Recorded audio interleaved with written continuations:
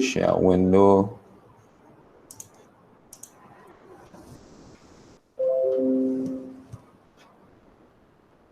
All right. Is everyone seeing the board?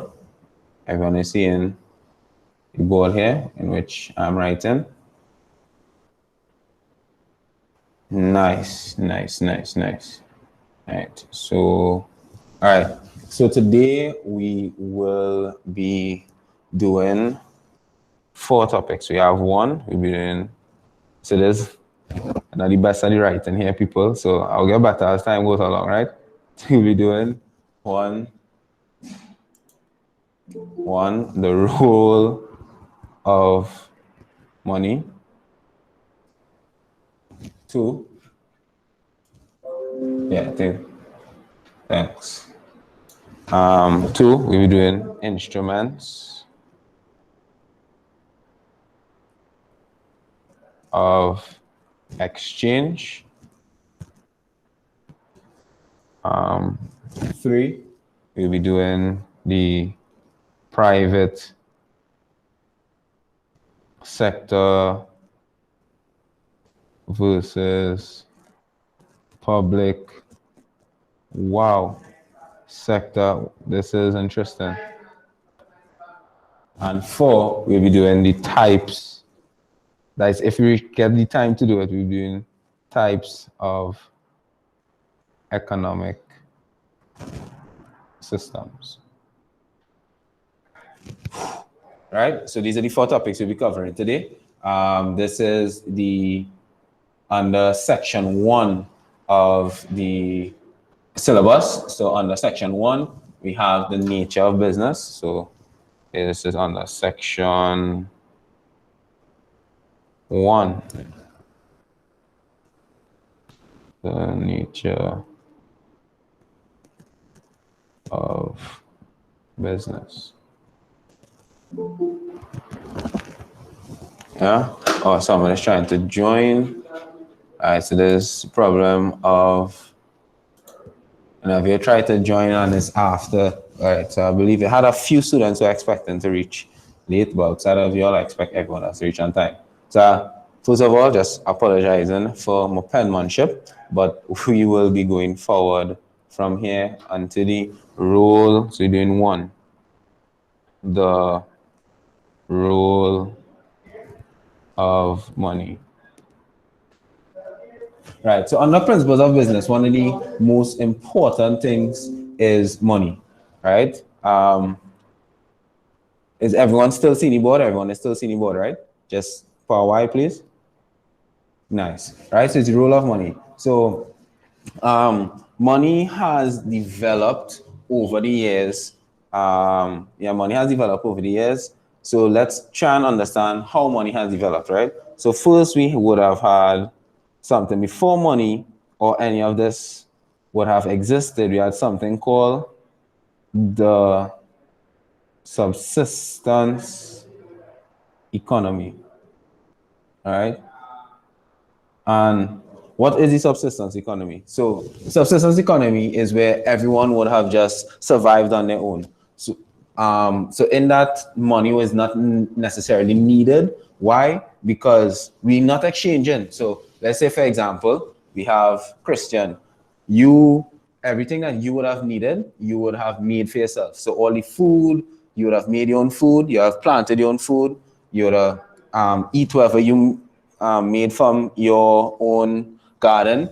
If you were building a house, you'd have go out in the forest yourself. You'd have chopped down trees for yourself.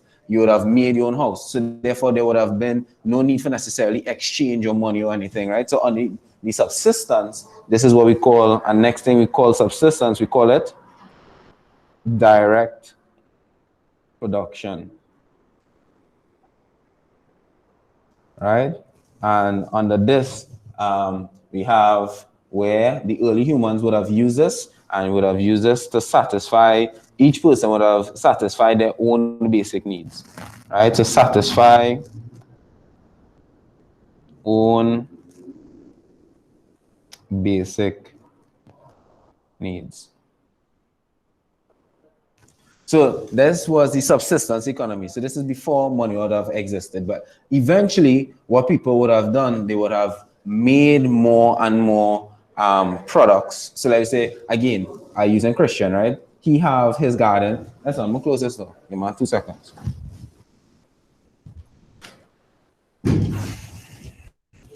Right. So we have Christian. He has his garden, right? And he realized that, hey, I'm making, let's say, he planted enough potatoes that he could exchange with someone, right? So money doesn't exist yet. So this is, we're going back in history. Money doesn't exist yet, but he could exchange with someone. So how does he exchange? We do something called barter. All right, so this is developmentally role of money, right? So 2 is barter. So what is barter? So barter is where we go in with Christian. I'd use an example first. So Christian here, and he has this here is potatoes. All right. So this is development from the subsistence. So at first he had enough potatoes for his family, and he had enough to give away or to exchange with. We have, who's here, boy? We have, let's see, our next was Joshua, boy. So Joshua, he would have rice. And under barter, what would happen? We would have where, all right, Joshua needs potatoes and I don't put the names. So I have Joshua here. I hope you all don't mind me using your names, right? It's cool. Getting good from day one. We have Christian, right? And so therefore, what we have is exchange. So Joshua will give Christian some rice, and Christian will give Joshua some potatoes. Any money has exchange in that yet? No. So under barter, we have no money, right? And under barter, we have goods and services exchanged. And I'm going to write the next part, but it is exchanged for goods and services as well, right?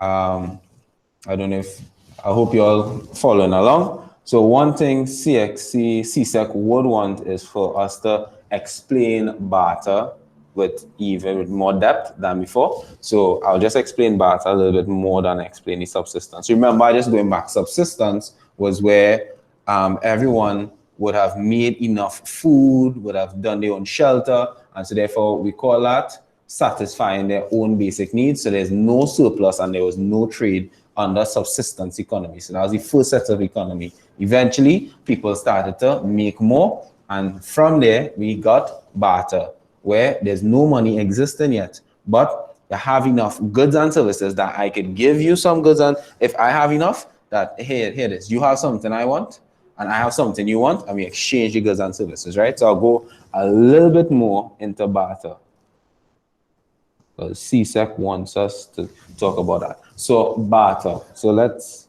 go to define. This is where we have goods and services. I hope you're all writing, because this is important here. Exchanged for goods and services, right? So on the barter, we have no money involved. That is a very important thing to note, right? So this is the definition. And the example already had the example, right, with Christian and Joshua. So I'll be going forward into what they call is characteristics of barter.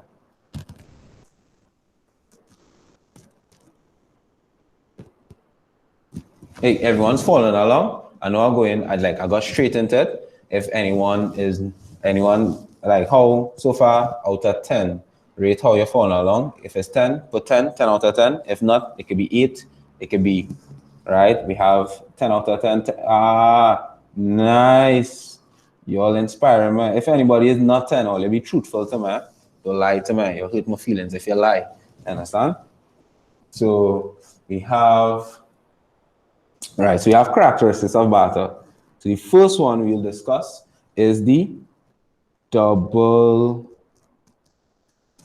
coincidence.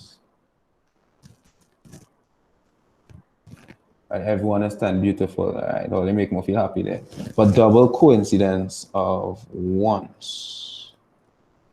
And what is that? Well, let's go back to the, let me see if I could go back to the Christian and Joshua, right? The only way that Christian and Joshua would have exchanged is if Joshua wants Christians potatoes. Let me see if I can. Potatoes, right? He wants Christians potatoes. And Christian would want Joshua's rice, right? So what we call that is what we call that. We call it a double coincidence of ones, where it just so happened that both of them want each other's things at the same time. That's the only way barter could occur, right? So that is the first characteristic. The second oh, no. Let's go back to black, guys. Thank you. The second characteristic we deal with is the rate of exchange. All right. What rate of exchange means is, okay, how much rice, how much of, let's go back.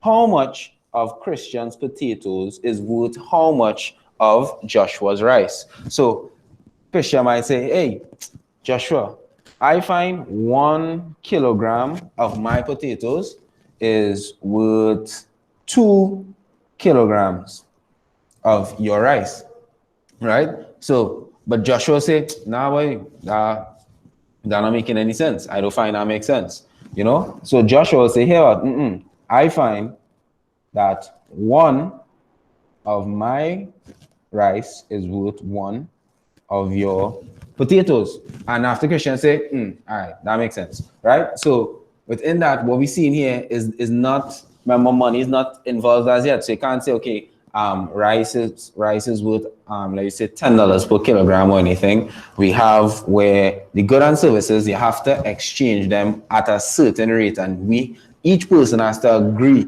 on the rate of exchange. And so therefore, that is necessary in barter, right? Creating a rate of exchange. We go into 2, 3. We have indivisibility. All right, there's a next characteristic of barter, but instead I'll use a next example and I will call a next set of names. I hope you all don't mind. So we have Amanda. Right, I'm going to try and draw Amanda as beautifully as possible. She have nice long hair. Yep. And she's smiling, right? So she has a pair of shoes. Wow. All right. So Amanda has a pair of shoes, right? And she's going to exchange or do barter with her good friend Jada. Jada, are going to do barter with each other, right? So you have the pair of shoes and going to, well, what are you trading? We are trading a laptop. Actually, not just a TV. And no, a laptop. A laptop and it's a Jordans. So that's why both of them about the same price. What indivisibility means is that Jada cannot say, here this, I will give you 1 side of shoe for half a laptop.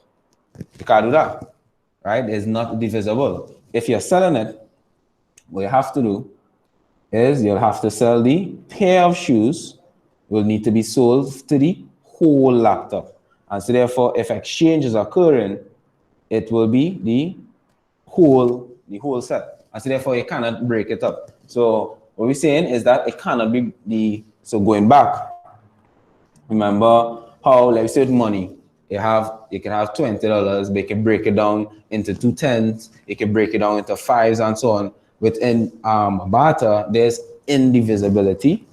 So what we see in there is that it cannot be broken into smaller parts. You'll write that. I wouldn't write that here. But indivisibility means it cannot be broken down into smaller parts. So I hope you all followed that nice example. The next point we have is a store of value. Okay. And within this is where certain goods are perishable whenever they exchange. Let's say if you're going back to money, money doesn't really, so I'm comparing it to money, right? So remember, this is before money existed. And this is okay, even like reasons why money existed because of these shortcomings. So we have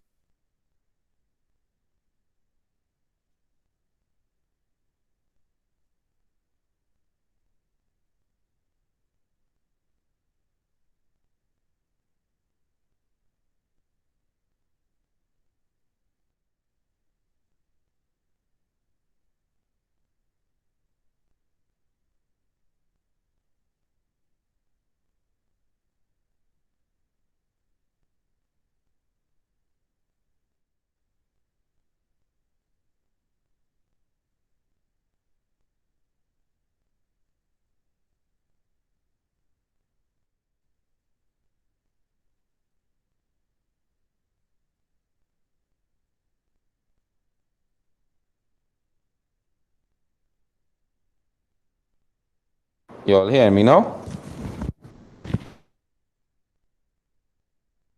And I hear now. All right. Woo. All right, nice, nice. Good, good.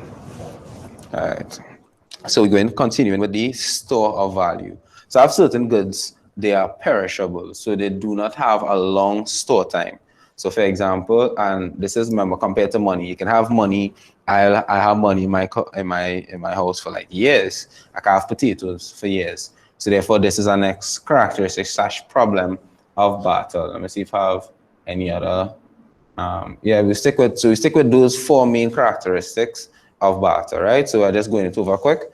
Double coincidence of wants must occur, where you have something I want, I have something you want, right? Rate of exchange. So this is where we agree about the value of the goods and services, how much my good or service is valued compared to your good or service. Remember the example with the rice and the rice and potatoes. How much rice is worth how much potatoes, right? And even within the laptop and the shoes, how I say the laptop say, nah, it can't only be the Jordans. You have to get my Jordans and a pair of socks. You understand? To go with the now it's stick. Wow. Okay. Is it solved now?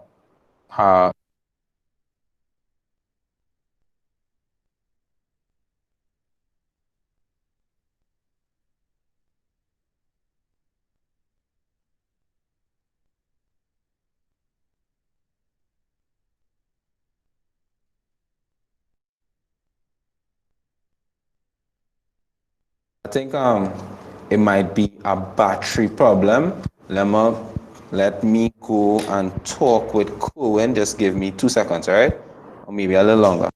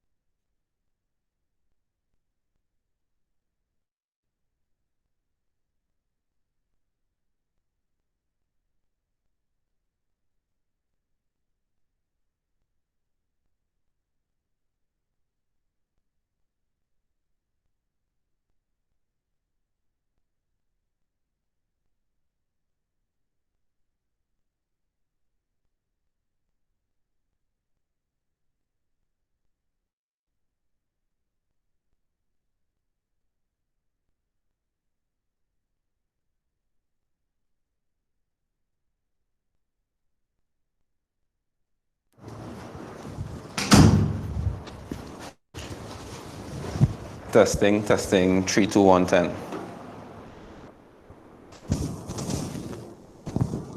All right, good. Nice, nice, nice, nice, nice. So we are back on. So with going back to Joshua, yes, so there are certain goods that are divisible for sure with the rice and potatoes. But let's say, remember, this is not a currency. So if I want just anything, boom, let me say a phone, right? And I have the phone to exchange with, let me say, the same potatoes, right? And then I find that you're not giving me enough within it. I can say, hey, well, if anything, hey, well, based on how much potatoes you have, I'll get the back of my phone. I'll hold the back of my phone and you give me that amount of potatoes. So at the end of the day, it has certain instances where the indivisibility occurs. It's not, I can't give you the back of my phone. I'll have to give my whole phone, right? So it depends on the good or service. And that answers the question, Joshua. Right. You're welcome for sure. That's what we're here for. So we have going forward to store of value. Hey, my lips getting real ashy here. I don't know if y'all seen it. This sided driver. I need to walk with water. Some goods are perishable, right? That is under right, store value. So that is the characteristics. So now we're going forward into, well, they asked us under the syllabus to cover some advantages of barter.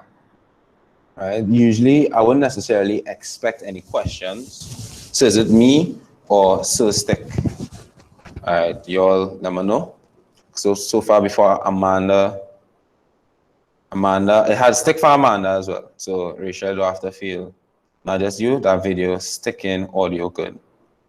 All right, here I'll try to not like move. I'll try not to move too much, and see if that could help it from sticking. All right, see if that will help. So we go into advantages of barter. We have one. We have specialization in labor. Ooh, a real trying to spend manship thing here, boy. Jeez. And next week, I can practice when I go home. I don't know. All right.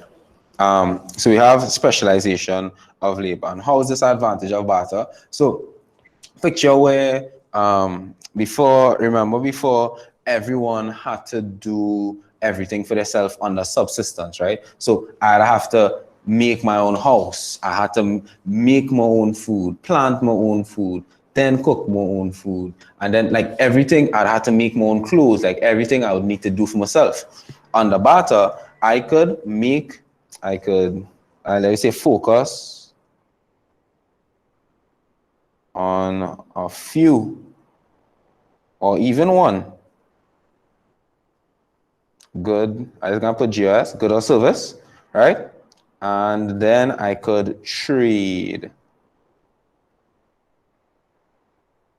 A benefit of that is where one, whether, let me say if I am making potatoes, I plant potatoes, right?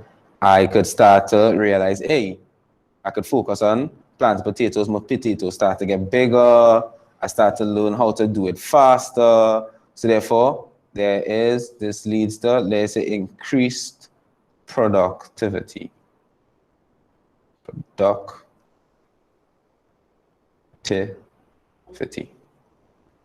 right, so this is one advantage of barter. And next thing, so there's in the specialization of labor. And then after we have specialization again, but of capital. Specialization of capital, right? Specialization of capital, I wouldn't write this down, but let's say, for example, machinery. Because I was doing everything, I wouldn't necessarily be able to buy machinery because I put in money in all different places. But now, under barter, I could focus my money on, let's say again, if it's potatoes, I could start to buy more tools.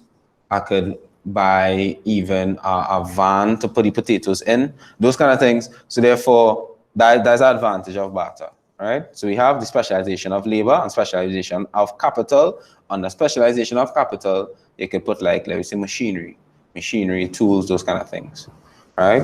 And then we're going on to a disadvantage of barter.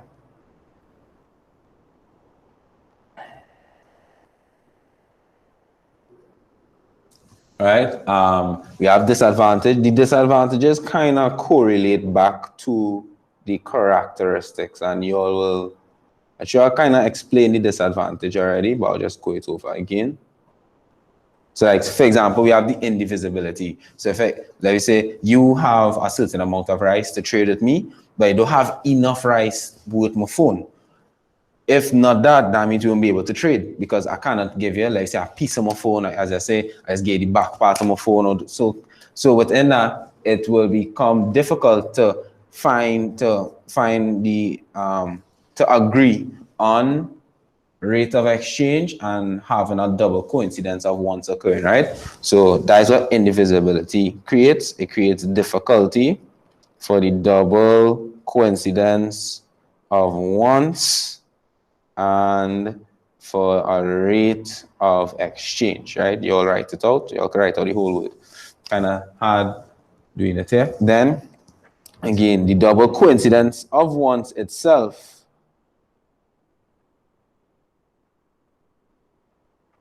has its difficulties. Why is that? The time when we're going back at Christian and Joshua. The time when Joshua ready for which one? Who had what, boy? Right. The time when Joshua wants potatoes. Christian don't want any rice. But then after Joshua say, wait, boy, I really feeling for potatoes now. Christian say, well, I don't really want rice anymore. You understand? So that will create difficulties having the double coincidence of once. So I say, I mean, if they didn't write this, but I say timing. Timing is difficult if you need to explain double coincidence of once. And then store value. Again, think it like this, right? So think of fruits. I have fruits. I have some mangoes in my backyard. And I have a big bag. And after you say, hey, I want some mangoes, and what you have that I want, boy, you have a pair of socks. Pair of socks I want. But I say, hey, well, but wait, I don't wait now. I wait 2 months from now. I wouldn't be able to hold the mangoes 2 months from now in order to get the socks. Why? Because they will perish. So therefore, that creates difficulty, like the store value. Like, and to know how now sometimes you could say, hey, well, I'll buy this 2 months from now with cash. You hold on to the cash and you could wait for future reference. But under certain goods that I may try to exchange, you won't have that luxury. And so therefore, a store value will be difficult with certain goods for barter. So yeah, that is the full explanation of barter. So after barter now, so I mean, remember, so barter is a good exchange of goods and services for goods and services. But after a while, people say, hey, this way. Let us agree on something that we could use to exchange, right? And what they brought up is something called the commodity economy. So under the commodity economy, what they did is they had certain goods become money, right? So for example, they would have had salt, might have had sugar, they had cowrie shells, and this is where they had these things having what they call a commonly accepted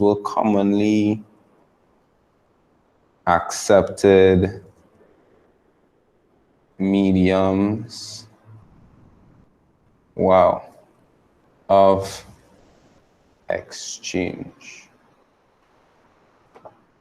And what does that mean? So it's still sticking. No, not right. So what does that mean for the commonly accepted mediums of exchange? Is that, okay, after a while, instead of needing to have the double coincidence of once, I could walk around with salt. And if I would like to buy some rice, I could exchange a certain amount of salt for rice. But if I don't want rice, I would like to buy, let me say, let's say a cell phone. It would have, that'd be a lot of salt, but you could exchange salt for a cell phone, or I could exchange salt for like literally anything. So if the thing about money is what we going on here is this thing. Money under these economies were commonly accepted mediums of exchange. So if everyone in a community, like let me say right now in our class, if we were living in a particular space, hey, a good one, boom, Monopoly. Let me say when you're playing Monopoly, that is not actual money, and within the game is, well, yeah, let me say Monopoly money. I could, in my house, we could create Monopoly money becoming money. Like if we just all agree to it being money. So that is the power of, yeah, so that's what occurred under the commodity economy, where everyone agreed that, hey, salt, if everybody say, hey, we could exchange salt, or sugar. So yeah, everyone understands. Can I see the board, please? Click on it, cool. And right, everyone is seeing the board, right? I was making sure. Right, good. And so far, I mean, I know I went on. Let me say, wait, going back to barter though. Everyone understood the barter? Right now, take my time and explaining. But soon enough, I might have to start to like speed up because POB is a lot of info. But these things, I'm going to try my best to make sure I cover it as deeply as possible. And we have 2 hours, you know. So anyways, out of 10, within the barter, how it went? 10, 8, 7, 6, 5, 4, 3, 2, 10, 10, 10, 10. We're going well. Woo! Hey, I'm feeling good, boy. 9. All right. That all line at 10. Okay. All right. Sound good. So you have commodity. We're going back to the commodity economy. Right. So we have salt, sugar, cowrie, shells, and these are generally commonly accepted mediums of income. Yeah, so because everybody agreed that this is money, that's how it became money, right? So that's commodity. But eventually, people were like, hey, you know what? They decided to have money of intrinsic value. So example of this, is like gold or silver.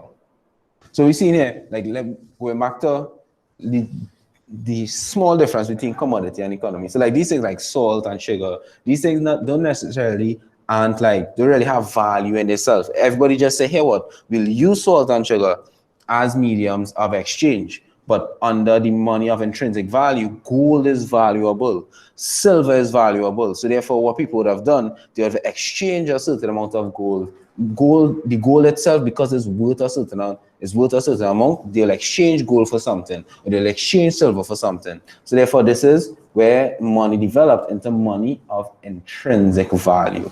But here, I don't know if you all would see a challenge. As I had some challenges here. I had a challenge within this one. And now, boom. Well, it's okay. I understand. That makes sense, Rachel.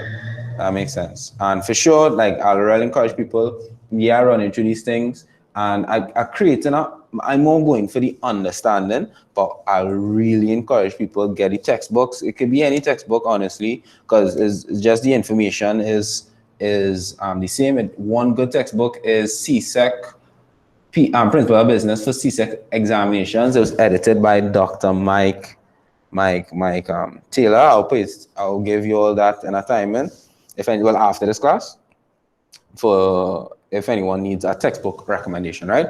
But so we're going back. under money of intrinsic value, gold, silver, we have a challenge of this being money. Anyone has any ideas? You can either take off your mic and say it, or you can just type it in the comments here. What could money of, how could this have a challenge?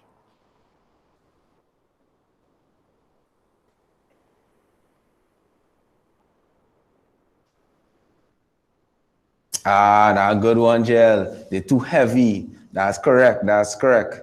So, too heavy. And next one, next one.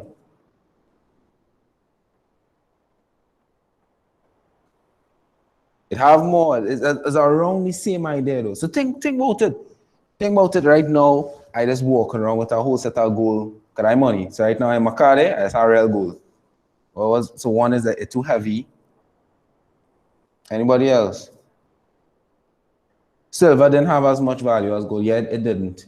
It didn't. So therefore, silver would have been, like we say, you'd have to have more silver to have the same value as gold. So that's true, Rachel.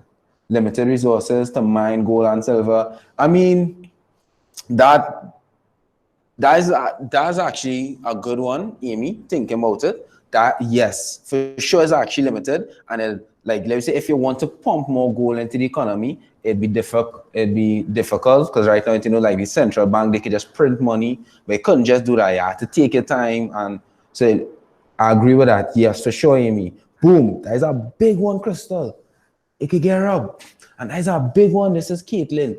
Hard to travel with. You understand? Because I say I go in and I trying to buy, I want to go and buy, waiters, a pair of shoes. And I had to, everybody just see everybody just walk around with their bag of gold. So that next thing, you know, that's tough. That's not the best thing to go on. So we have different challenges and I'll take it from you all. One, too heavy.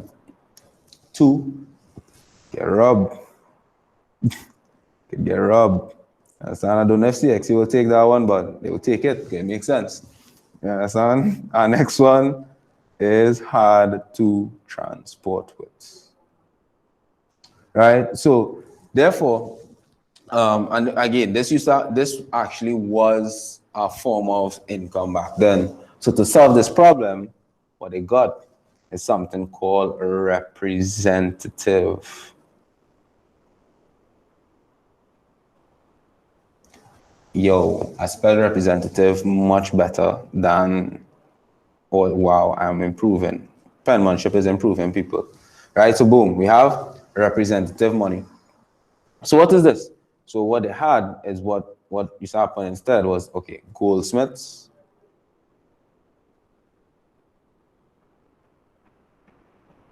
They would give out notes and coins, right? They do this. They give out notes and coins to represent gold. So instead of like actually walking around with too much gold, what they'll do is that, I wonder if I write in like too big, but I don't know if I should like, yeah, I'll try that. All right, but anyways, yeah, instead of walking around with like a lot of gold, what they'll do is they would say, hey, what we have, I don't know, $1,000 worth in gold here. But instead of walking around with the gold, I'll give you a certain notes and coins saying, here this, you have $10,000, you have $1,000 worth of gold. So they give you something, they give you a receipt. They give a receipt saying that. And then I could go around, I could go to someone and be like, hey, here it is. I don't have the gold on me now, but I have this receipt from the goldsmith, and I have $1,000 worth of gold by the goldsmith. And after they give that person the 1,000 notes, the 1,000 amount of notes and coins, and after they give them that, they could take that and then have to give it to someone else. And that is how the concept of notes and coins as we know it now started to develop under the representative money. Whoa. Let's go back. Right, representative money. So this is the fifth one. From after that, we go on to 6. We have So how everyone understood the representative money, how that worked? Why is this mouse not working? All right. The representative money, out of 10, how that was? Why? Why would people walk around? Why? Oh, wait, no, why is yes? Why is good? Why is we going good? Yes. I thought you was asking why, you know. All right, 10, why good? All right, beautiful. And anyone who's not a Y, please put in the comments. Please put a N, please put a 4, and so that I'll be able to explain it more. All right, so we're going forward into the sixth one. We have fiat money, right? So therefore, this one now is different from representative and different from all the other ones. Why? Because we have notes and coins.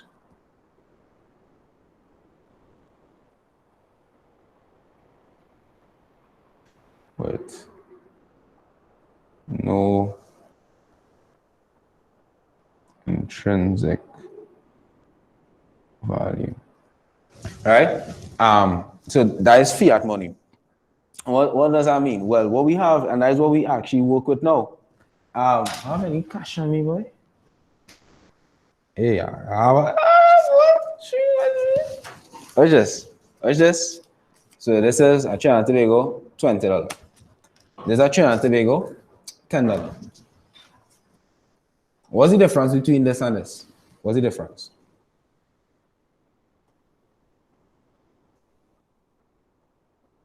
The value, right? And who say that this is valued different? Like, what, who say that? Like, is it the paper itself? Is the value of the paper different?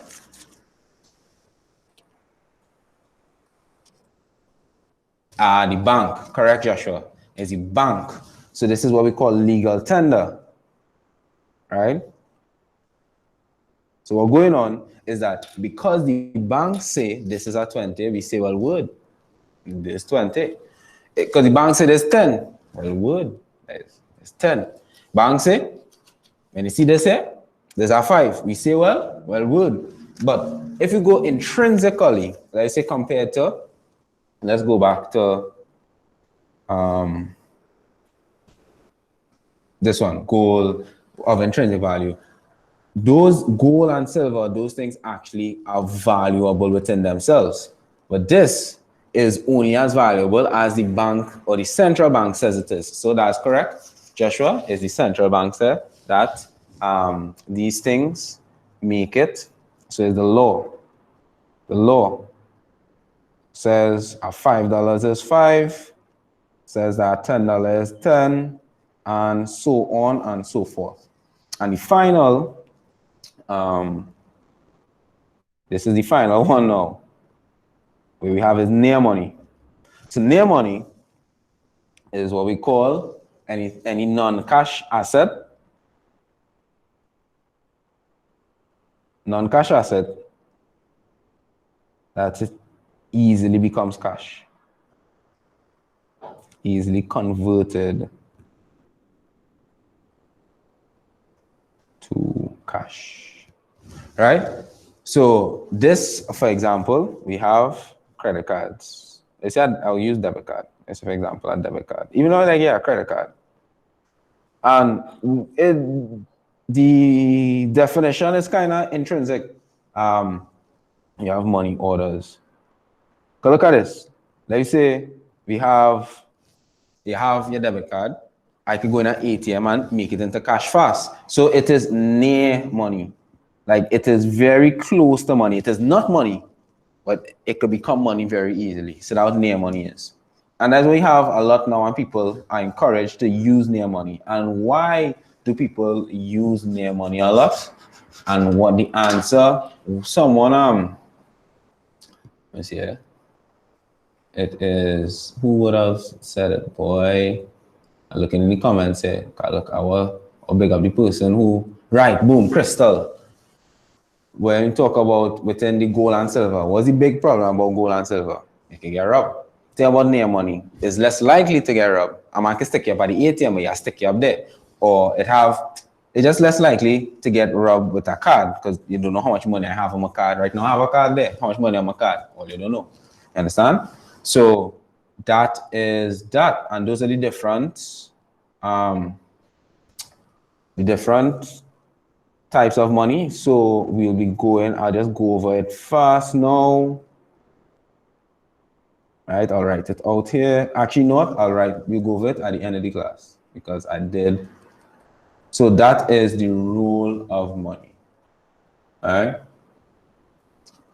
So we're going forward now into instruments of payment. Within the syllabus, they more ask for you all to just know how to identify them. So what I'll do, like, you're going to get a document later, of course, in the Google Drive, where I have all the class notes. In that, you'll get the full list of the instruments of payments. I will not go through all now. We'll go through some, but you will just be able to learn the rest, right? And safety, yes, jail. That is for near money. Safety is a very, very big thing of near money, a very big benefit of near money. So we're going to instruments of exchange and payment. So we have one, we have barter. We already discussed barter, exchange goods and services for goods and services, right? And next one we have is a bill of exchange. Bill of exchange, right? I just gonna read out the definition here because they more CSEC, they just want you all to list it out. So you just have to, like, let me say, basically learn it off. You know what it is, and you just might just need to know how to define it. So you say a bill of exchange is a document represented by a seller directing a buyer to pay a certain amount of money immediately or on a fixed date for payment of a good or service rendered. So there's a document saying here this.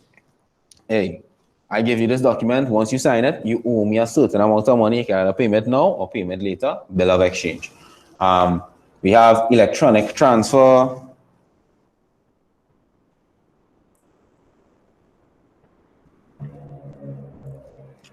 Electronic transfer, money transferred from one bank account to another bank account without cash crossing. So for example, you would have paid through PayPal.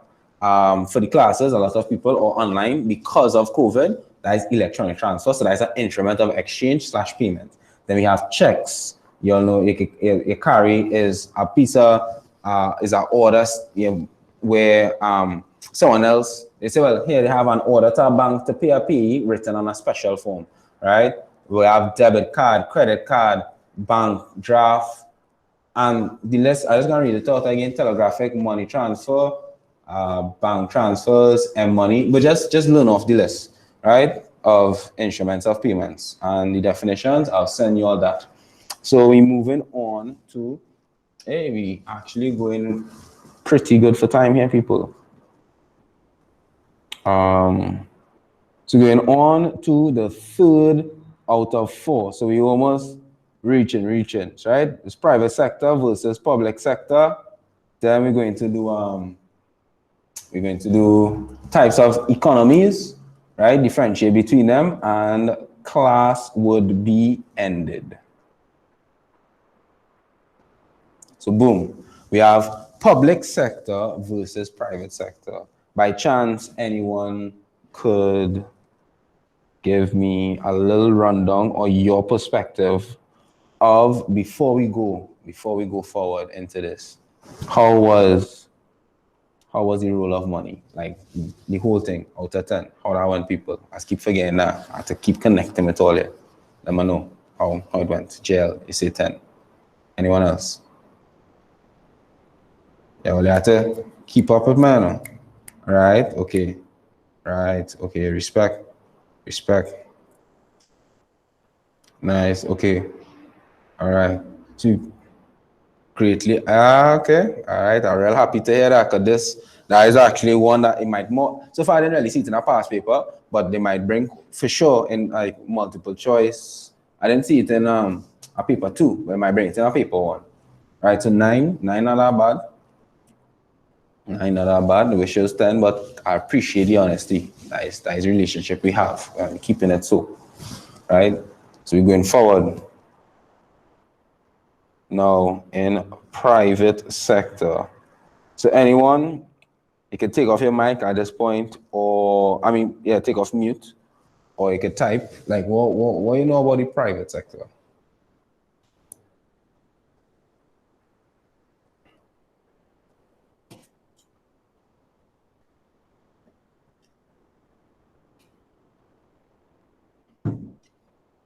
Should I put on the Jeopardy song? Like nobody private sector.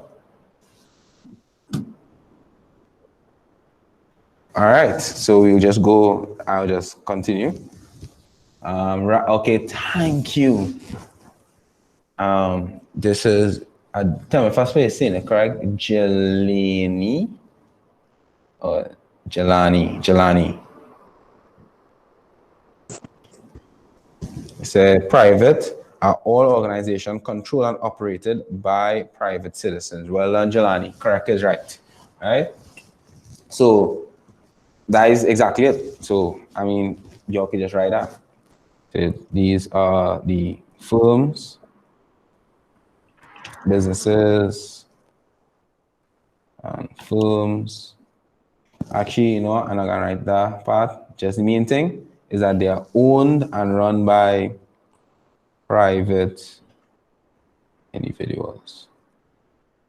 That is the main thing of the private sector, right? A big characteristic is within them being run by private individuals, they are motivated by something called the profit motive. So what the profit motive is that private firms are always looking to be as efficient as possible, because for the business to survive, they of course need to not make a loss or not even break even, but they're also looking to make as much money as possible. And how you do that is by being as efficient, or you sell goods that people want. Okay, if the more people want your good, the more money you make. So those kind of stuff. So the suppliers have the profit motive, right?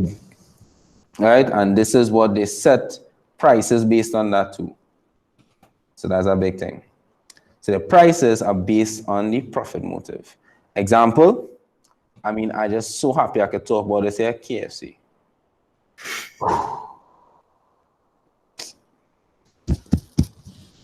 Respect. And then Amazon. Next one is Instagram. Right, so these are private sector firms. Why? Because they are owned and run by private individuals.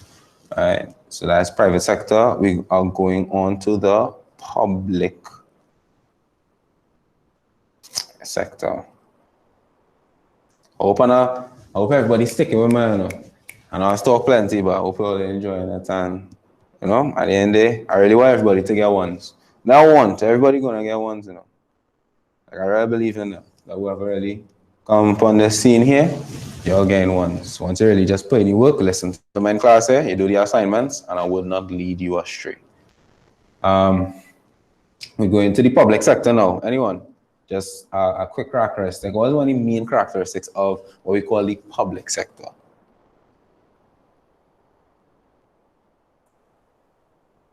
Public sector, Jelani, well done. Operated and controlled by the government. Correct is right, my boy. So you have the government slash states. Both is the same thing. Right? I think there's more use with government. So this one now, they do not, so it says not profit motive. All right, a big thing of the public sector is that they actually, they set prices, so prices are set. Prices set, I should put the word I said for welfare, for the welfare, oh my gosh, welfare of citizens. And an example, so one thing in Trinidad and Tobago, I don't really know how much people are from Trinidad here in this class and how much are not, how many are not, but we have WASA, right? Water and Sewage Authorities. This is in Trinidad and Tobago. They produce our water. This is a public sector firm because this is owned and run by the government. The prices of your WASA bill that your parents pay is actually less than the worth of the service provided. Why? Because water in Trinidad and Tobago is subsidized, right? And so therefore the prices is not set to make a profit. It is not set to make a profit. Correct is right. Well done, Christian. That's the next one I was going to talk about. Tea and Tech as well.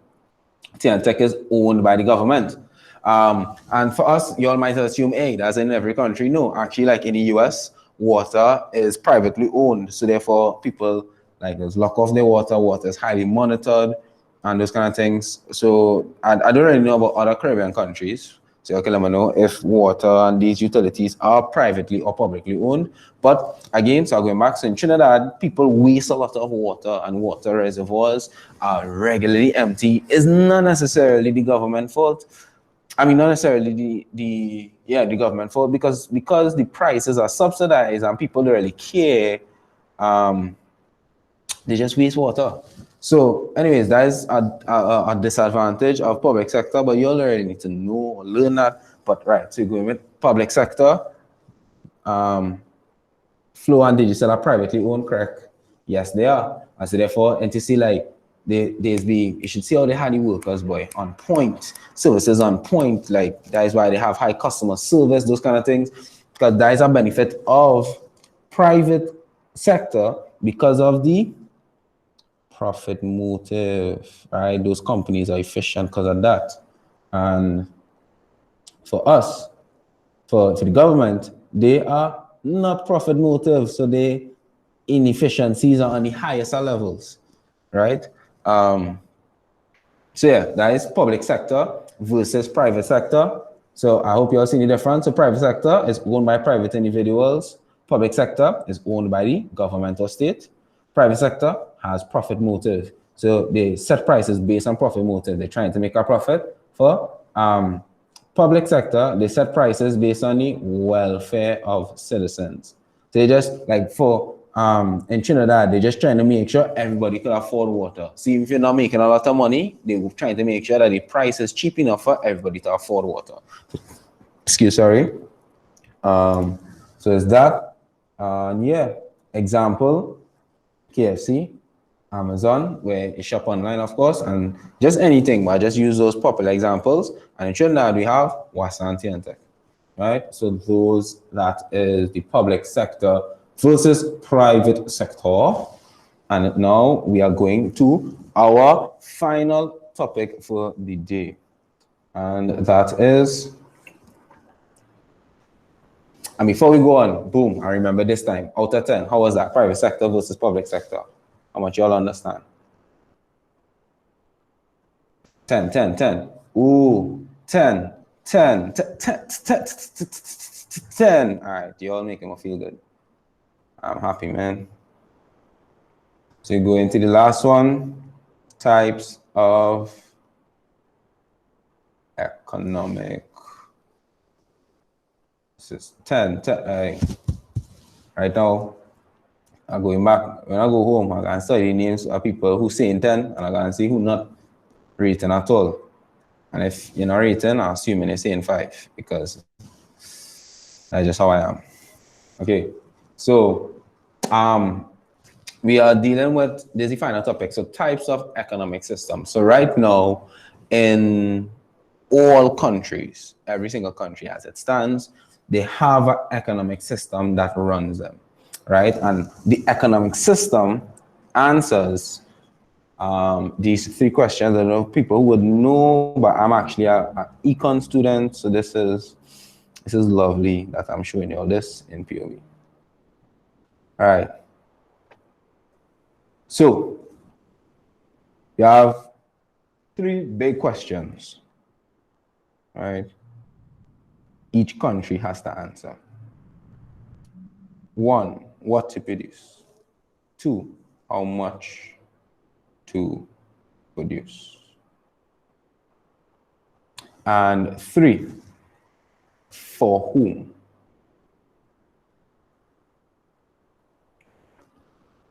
To produce.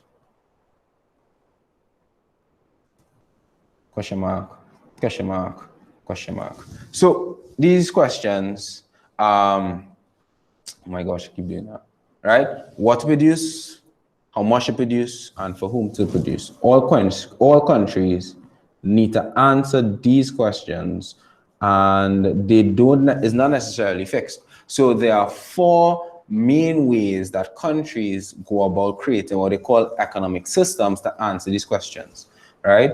The 4 are, the first one is 1, the traditional. Use a traditional. I feel like if I hold any pen wrong or something, my goodness. Subsistence, right? So that's one way they can answer the question. They can do it through what we call a free market / a capitalist economic system. All right. A third way we can answer it is through what we call a command / planned economic system. Yeah, this, I see in the syllabus they put this in brackets here. Socialist. And 4, we have a mixed,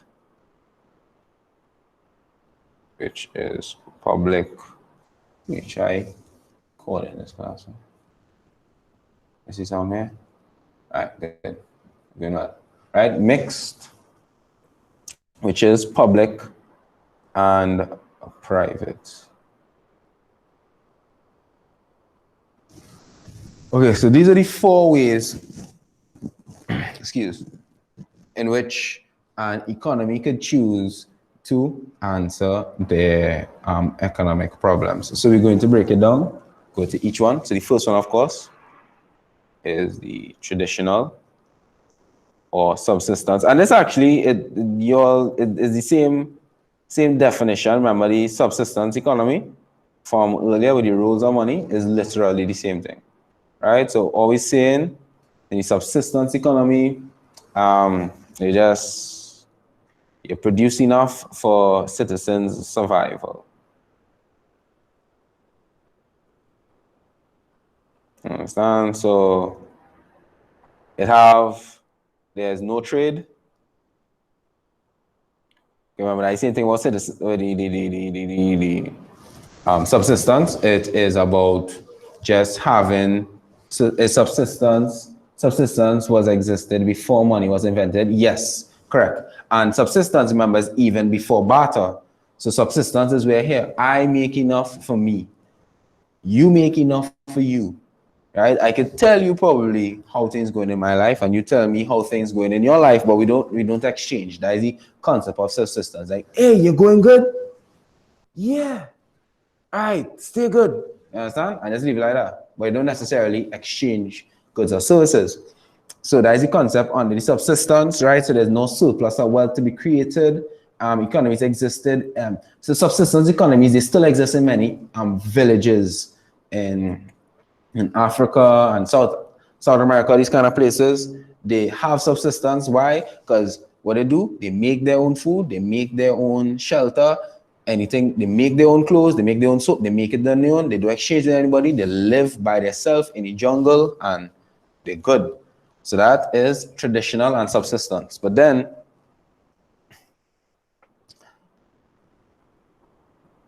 market we live by, we have the free market, all right, / capitalist. And this one, if, let me say, example of a country to think of is the US of the A, right?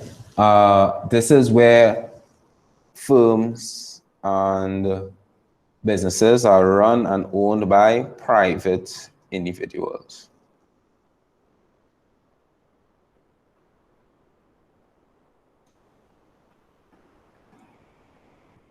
right?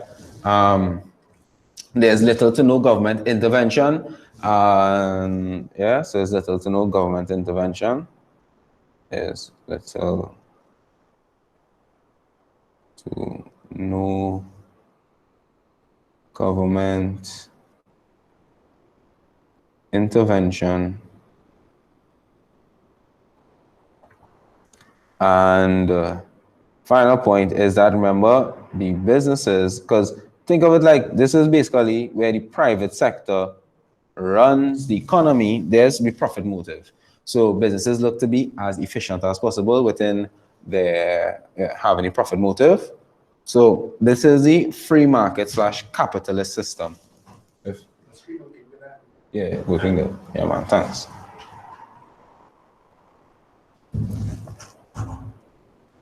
So we're going on to 3. We have command, the command slash plan. Easy. I have a bottle of water outside. It's really good food. I'll finish this. So you have command slash plan. So this example is North Korea. Right? So within the command, we have businesses and firms are owned and run by the government. So it's the government who answers the 3 economic questions. The government says what to produce. They'll tell people, this is what you're going to produce. You're going to produce this, that, right? They'll say how much. Say don't produce more than what the government says and don't produce less. They say, this is it. And for whom, they will say, you produce for these people and do not produce for these people. So that is under the command system. So it's run by the government. Usually under the command system, it is again, it says public sector, so the same concept of the public sector applies. So it is for the welfare of society, right? That they make the goods and services available to citizens. I'm gonna just go back. Right, it says high government intervention. Yeah, so we just work with that. We look at this here. I think it's good enough. All right, so it's the government and welfare of citizens, and then after you have mixed. Is mixed economy. Yeah. So under the mixed economy, this is where public and private. Most Caribbean countries follow this. So for example, again, sweet tea and tea is a mixed economy. And I believe like most Caribbean countries, I'll just put it, I don't know, I don't want to call a Caribbean country and after I find out, hey, they're actually not under the mixed, but most Caribbean countries, right? So again, we have, what does that mean? We have some owned and run by private individuals, right? Some businesses. I'll have to write like this. And after some, businesses owned and run by the government.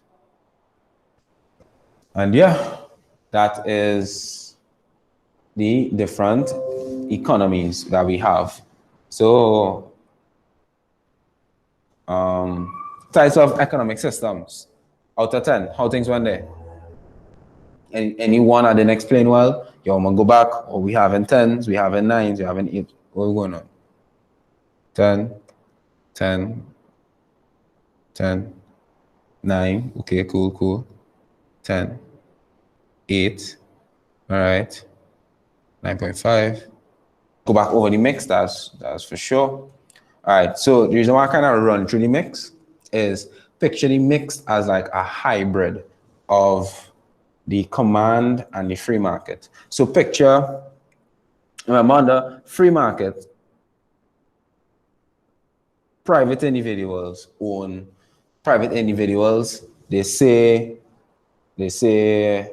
what to produce, private individuals say how much to produce, private individuals say for whom to produce, right? Under the free market. Under command, we have the government. Government will tell you who, what, how much, and for whom.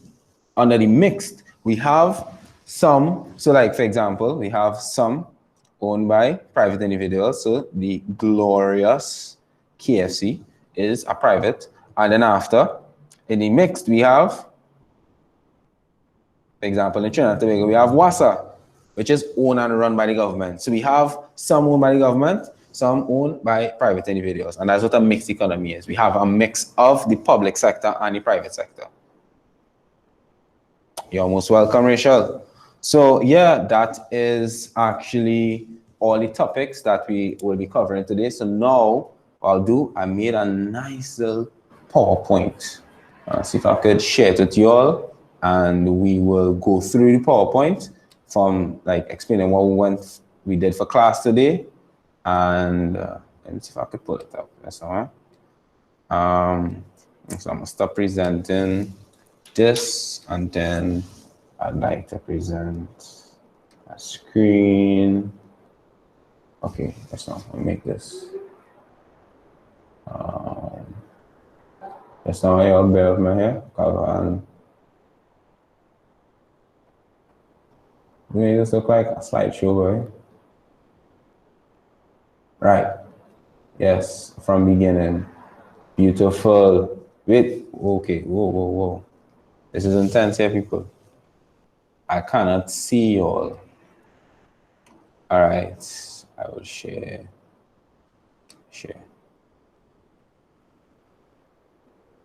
Right. Are you all seeing the slideshow? Right. Good.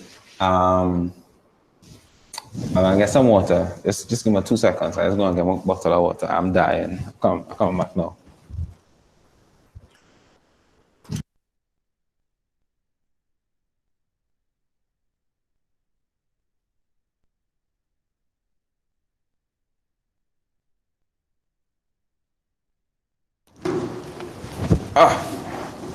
Back.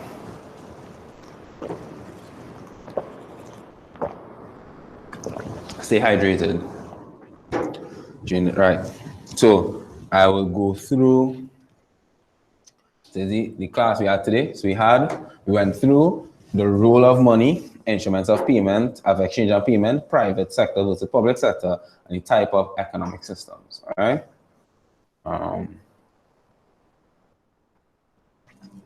Right. So first we had the role of money. Whoa. Go back. Right. We had subsistence economies. These are self-sufficient economies.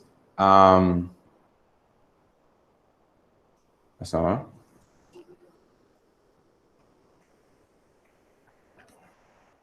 Right. So subsistence economies, these are self-sufficient economies.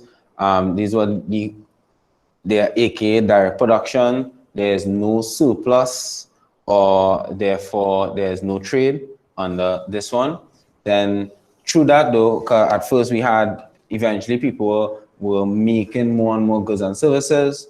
We could have traded amongst each other, and that is how we got the economy of barter. We had a barter economy. This is the exchange of goods and services for goods and services. There's no money involved. Certain characteristics we have, but I don't have it here, but we must have a double coincidence of wants. There must be certain goods and services, well, certain goods are indivisible. There must be a rate of exchange, and we have a store of value is a characteristic. But also those characteristics are also disadvantages. The double coincidence of wants is actually difficult to have and find. The indivisibility makes it difficult to be able to find a rate of exchange. Rate of exchange in itself as well is saying, okay, how much rice is potatoes worth? How much potatoes is rice worth? Those kind of stuff. So therefore, we have some difficulties there. So through that, eventually, we had the command economy coming up under the commodity economy, where they had common commonly accepted mediums of exchange, where we have cowrie, shell, salt, sugar. We'd say, hey, there's money, this is commonly accepted, so we consider this money, so hey, there's money, right? So you could exchange salt for certain stuff, exchange sugar, those kind of things. Eventually, they found they would have money with intrinsic value. So we have gold, we have silver, these things are actually worth a certain amount within themselves, right? And we had that as money and using that exchange. After a while, we had the disadvantages. It might be too heavy, it's difficult to transport, it's easy to get robbed. So instead, we have the goldsmiths started to give out notes and coins representing gold. So that is how we had representative money, right? Eventually, that system was changed. It changed in 1944 for people who like a lot of information, right, to the fiat system or fiat money, where we have legal tender. Legal tender is that the central bank says money is worth how much it's worth. So this $20 is $20 because my central bank said, hey, this purple thing, when they put $20, you understand?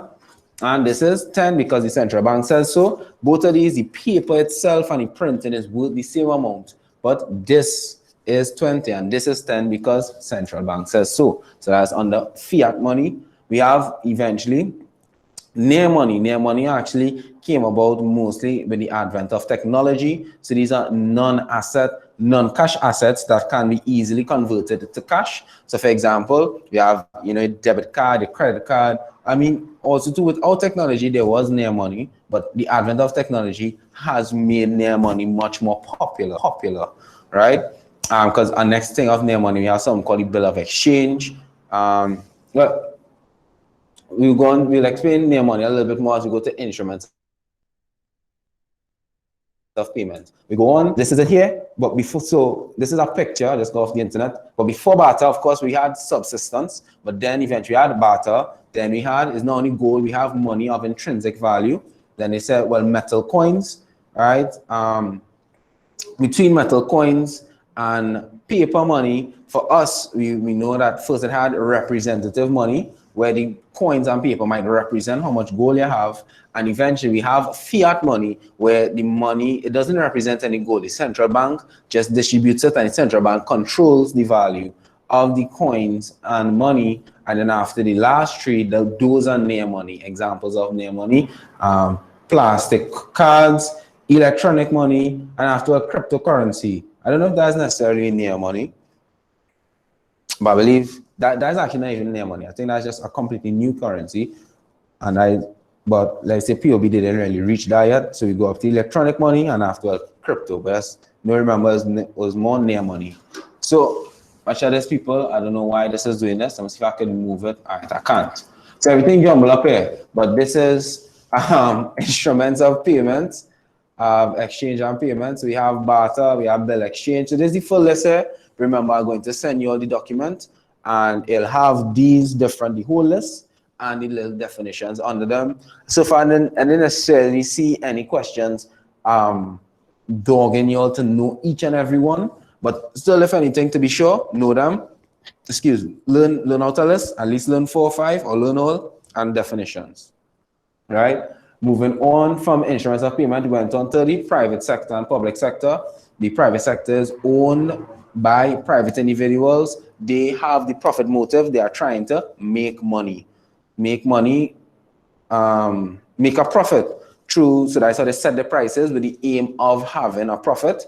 For the public sector, these companies, firms and organizations are owned and controlled by the government. So prices are actually set for the welfare of citizens and not necessarily with the aim of making a profit, all right?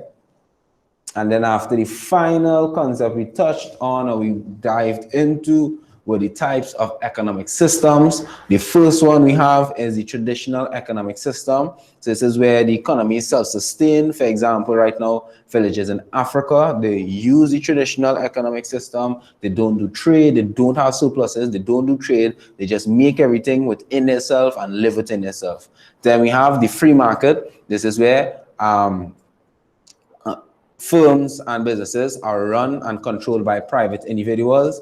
the firms and businesses in this economy, they have the profit motive, so that is how they set prices, and they just make their decisions with the aim of making a profit. So therefore, there's also what we call efficiency, and those kind of stuff. We're going on to command or planned economy. This is where it is run. The economy is operated and controlled by the government. Prices are set for the welfare of society and not necessarily for profit. All right. So therefore, this could actually work for and against, but I don't think you'll have to go into that. You'll just need to, for the syllabus, they said differentiate between. So again, like within this, you just have to say, okay, they might say differentiate between free market and command. A command for 4 marks, you say, okay, free market is run by the private individuals, by the command and plan is run by the government. Free market, their prices are set with the profit motive, while under the government, the prices are set with the welfare of society. For the welfare of society, boom, you just got 4 marks in your exam, okay? So that we're going on to 4, mixed economy, mixed economic system. This is where it's run by private individuals and the government. So we have both profit motive when we have private individuals running the business, and then we have for the welfare of society when it is run by the government. Example is right in TNT. We have KFC. It's run by, I just read off KFC, right? It's run by private individuals, so that's why they make sure the chicken tastes fantastic. They set fantastic prices. That's KFC, and then after you have the government, they run WASA. WASA runs at a loss, all right? But at the same time, it is at a price that everyone could afford water in Trinidad. Well, most people could afford water in Trinidad and Tobago. So therefore, that is for the welfare of society in mind. And that's it. Thank you for your time and attention. Pray hands. Any questions, any queries, any thoughts? How was that class on a whole? Out of 10 people, that was our first class. How things went there? That was 10.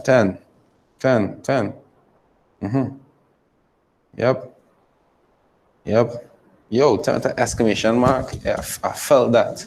10 out of 10. I felt that. Thank you, Crystal. Thank you.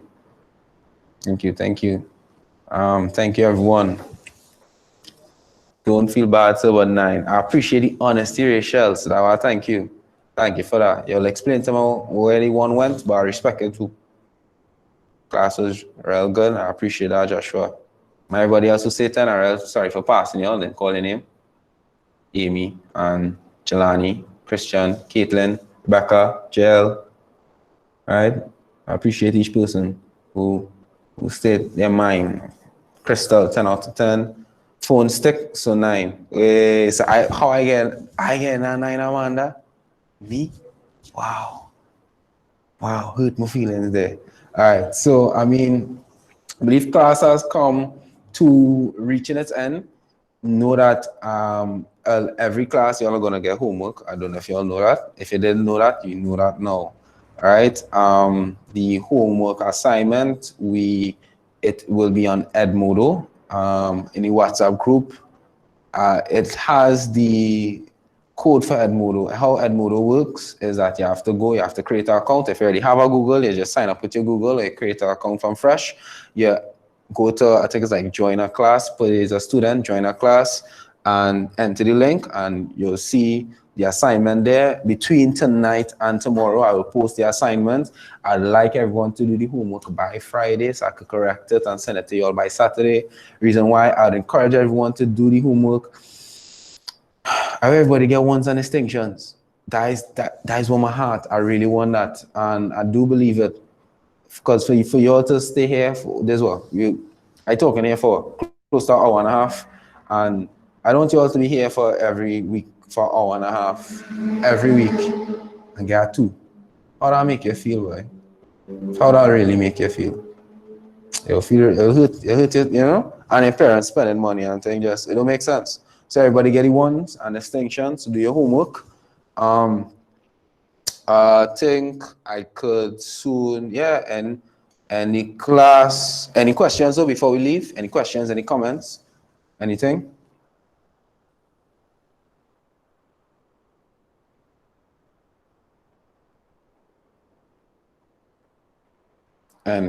Right, yeah. Okay, well, I think we have reached a good time, yeah? So thank you all for coming to our first class. You'll tell your friends and tell them to join the class. Next week, I'd like to see more students, right? So everyone here, come and bring more students. And thank you for your time. You all have a good week and see your homework, or see your homework Friday, eh? Right. Thank you. You're most welcome. You're most welcome, Rachel. You're most welcome, Rebecca. You're most welcome. I will try my best to rest good. Thank you. All right. So y'all could start heading out according. All right. K, Faith. You're Miss Faith. You could just explain how to say this better. Christian, have a goodbye. Crystal, you're most welcome. Kaylee, late, good. Kaylee. All right, Kaylee. Have a good one. Hey, Crystal. Anata. Goodbye, Anata. Have a good one.